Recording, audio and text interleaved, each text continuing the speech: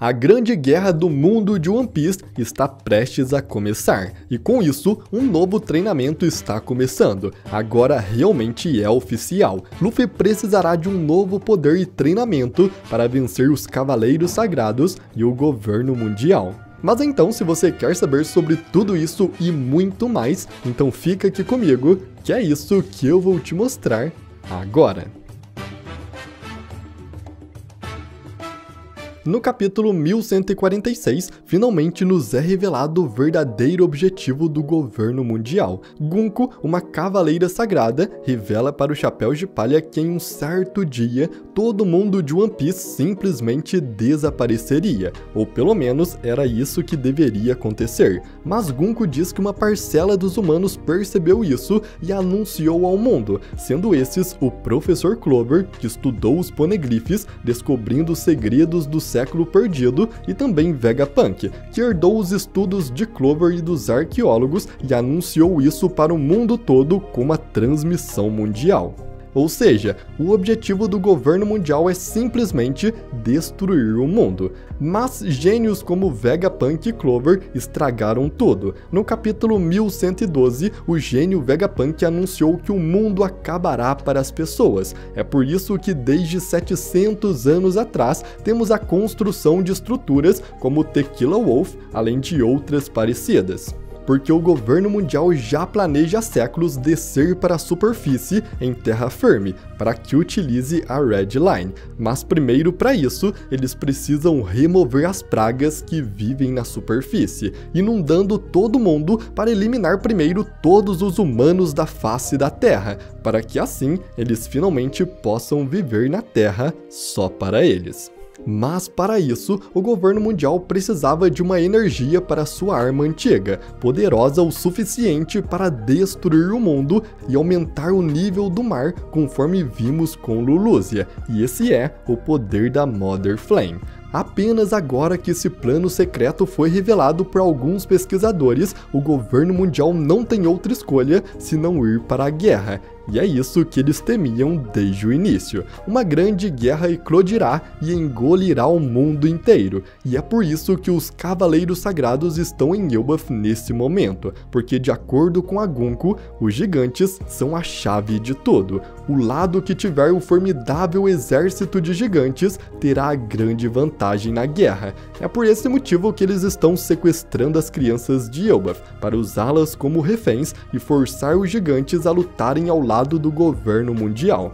Como dito pelo próprio Sommers, o antigo rei de Elbaf, Harald, era um aliado do governo e estava disposto a mudar o reino e fazer dos gigantes aliados dos nobres mundiais. Mas com sua morte e com o anúncio de Vegapunk para o mundo, medidas rápidas precisavam ser tomadas, e por isso os cavaleiros agiram para sequestrar as crianças, porque a grande guerra está se aproximando, e desta grande guerra que englobará o mundo inteiro, temos 4 menções ao longo da história. A primeira e mais recente sendo no capítulo 1146, onde a própria Gunko diz que uma guerra que irá engolir o mundo todo está prestes a acontecer. A segunda foi na transmissão do Vegapunk, onde ele diz que a grande guerra que aconteceu no século perdido ainda não acabou e continuará nos tempos atuais.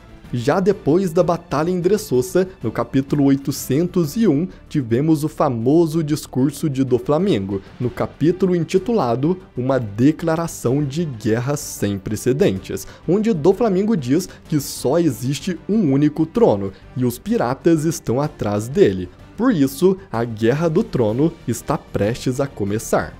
E por fim, a primeira menção a essa grande guerra em toda a história de One Piece foi justamente dita por Barba Branca no capítulo 576, quando ele se lembrou das palavras de Gold Roger e disse que Teach não era o D que o Roger estava esperando, mas que um dia essa pessoa chegará e esse homem irá desafiar o mundo, criando uma guerra que engolirá o mundo todo, dizendo exatamente as mesmas palavras que a Gunko disse no capítulo 1146.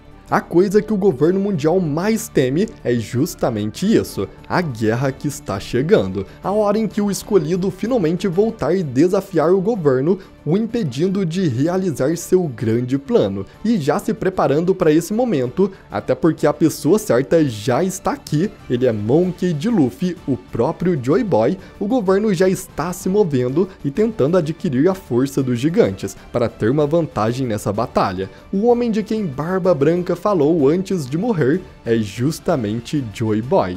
É Nika, o próprio Luffy.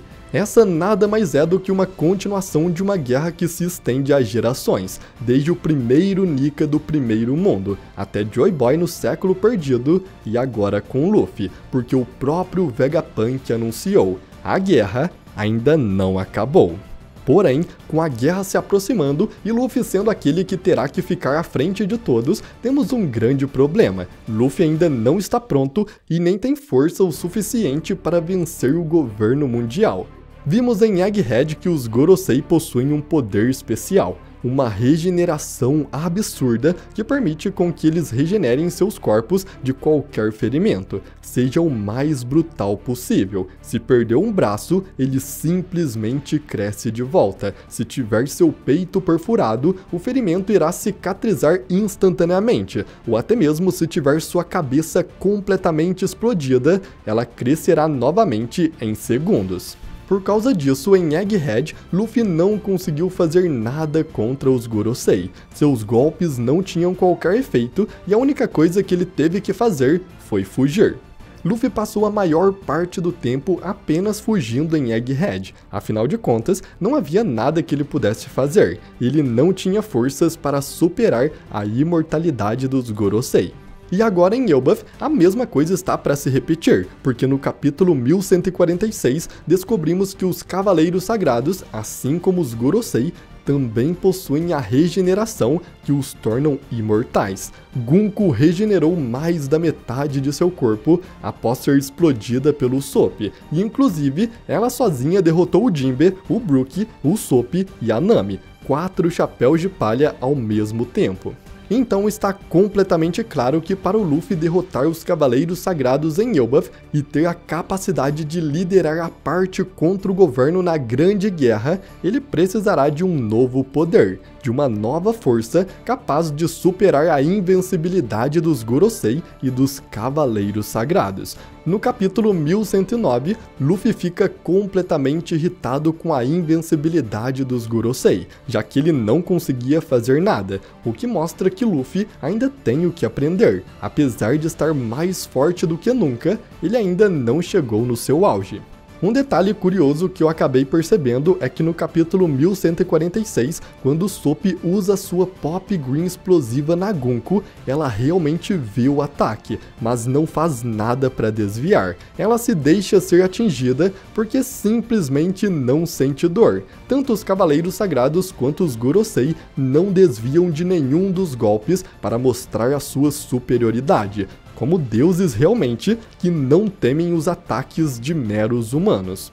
Isso tem um paralelo interessante com o Kaido, que no começo, na maior parte da luta contra o Luffy, ele simplesmente nem desviava. Sua resistência era tão alta que os golpes do Luffy não tinham qualquer efeito nele. Mas após o Luffy usar uma nova habilidade, o seu Red Rock, o Kaido desviou desse golpe. E o Luffy até mesmo comentou dizendo que desse golpe ele desviou. Então acredito que a mesma coisa irá acontecer com os Cavaleiros Sagrados. O Luffy irá despertar um novo poder que realmente fará com que os Cavaleiros Sagrados se desviem, porque esse sim tem poder para feri-los, acabando assim com o orgulho de deuses deles. E até mesmo já sabemos qual será esse novo poder do Luffy, o único mostrado até agora que foi capaz de ferir realmente os Gorosei. Em Egghead, o robô antigo Emmet nos revela um nó dado para ele pelo próprio Joy Boy, e esse nó possuía a maior técnica de Haki que Joy Boy possuía. Assim então, quando o Emmet desfez o nó e liberou o Haki de Joy Boy, a força do Haki foi tão forte que imediatamente derrotou todos os Gorosei ao mesmo tempo, enviando eles de volta para Mary Joyce, com exceção de Saturno, que perdeu sua transformação e apenas voltou à sua forma normal.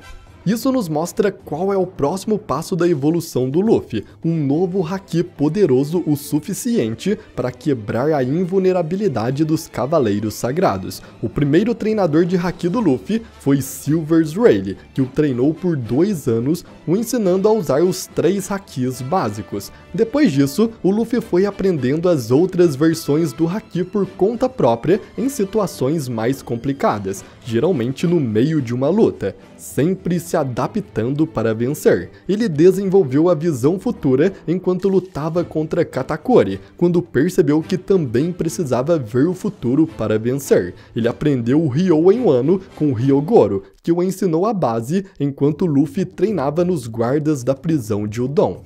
E por fim, ele desenvolveu a versão avançada do haki do rei enquanto lutava contra Kaido, e percebeu que precisava de golpes mais poderosos para ferir a criatura mais forte do mundo. Então agora em Elbaf, é muito provável que algo parecido aconteça. Luffy aprenderá sua nova técnica de haki enquanto luta contra os Cavaleiros Sagrados. Mas, assim como em Wano, Luffy precisou das instruções de Ryogoro, aqui em Elbaf, ele também precisará de uma ajuda inicial, e não tem ninguém melhor para esse papel do que o braço esquerdo do Rei dos Piratas, Scooper Gaban. Gaban atualmente está em Elbaf, e foi confirmado que sua força está no mesmo nível da força do Roger e do Rayleigh, o que quer dizer que o seu haki é um dos mais poderosos de toda a história. Já foi confirmado que os Cavaleiros Sagrados possuem a Marca do Abismo, uma marca provavelmente dada por Imu aos seus servos, que além de permitirem com que eles viajem quase instantaneamente para qualquer lugar por meio de círculos mágicos, também lhe tornam imortais, não envelhecendo e se regenerando instantaneamente de qualquer ferimento.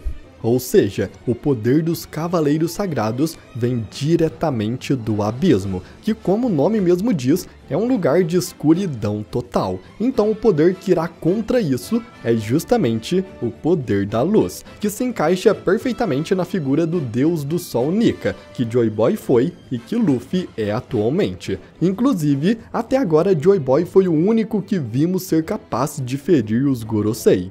E para ensinar ao Luffy uma técnica de Joy Boy, não tem ninguém melhor do que os próprios piratas Roger, que chegaram em Laugh Tale e descobriram toda a história de Joy Boy, sua vida e seus poderes. E o novo poder que Gaban pode ensinar ao Luffy, que vem diretamente de Joy Boy, é justamente o Haki da Luz, o poder que vai contra o abismo e tem a capacidade de anular a regeneração praticamente imortal dos Cavaleiros Sagrados.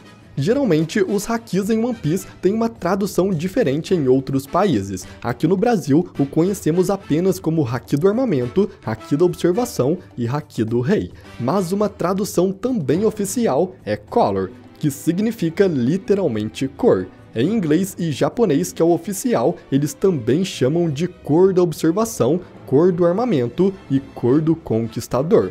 E de acordo com a física, a luz do sol é a junção de todas as cores. Logo, o Haki da Luz, para ser alcançado, precisa ser a junção de todos os outros Hakis. Assim, Luffy precisará unir todos os Hakis ao mesmo tempo para criar a luz capaz de vencer o abismo.